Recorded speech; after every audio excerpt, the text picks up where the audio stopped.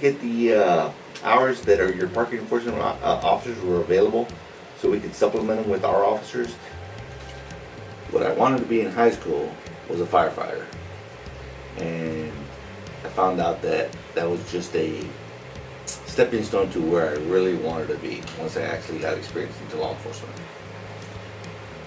They're both in the same industry. Law enforcement are first responders, EMTs, firefighters, law enforcement. I've done each job at least once.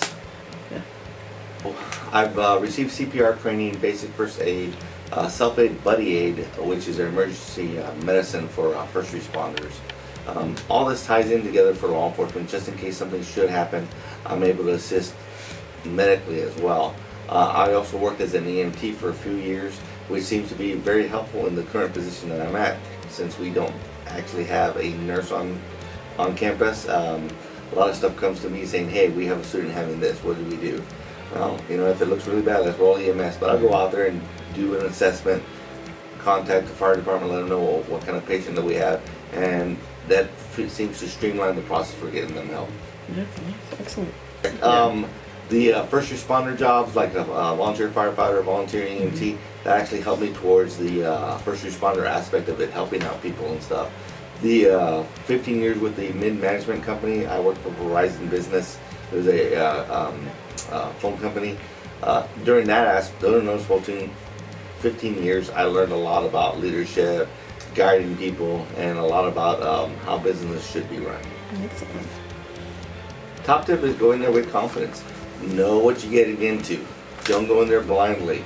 Research the company, research the people that you're interviewing with. A lot of times, if you look in LinkedIn, you'll know exactly who you're probably going to be interviewing with. Take the opportunity to visit the site beforehand. A lot of times people show up saying, oh, I didn't know where to go. That shows that you don't have prior planning. But if you have all this and you can show up on time and answer the questions that are given to you, that sends a lot. Make a mistake in interviewing is not answering the interviewer's questions. A lot of times they spin around the question not knowing.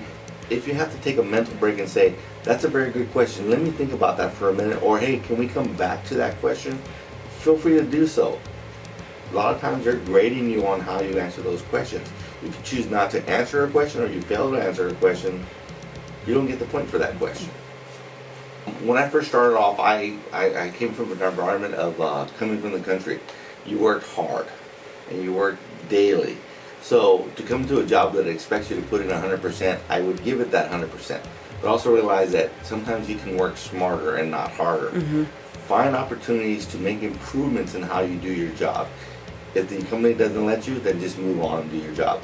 But any ways you can do to improve the process not only makes you more valuable to the organization, it makes you show, hey, look, this person is vested in the way the company. He's not just here for a job.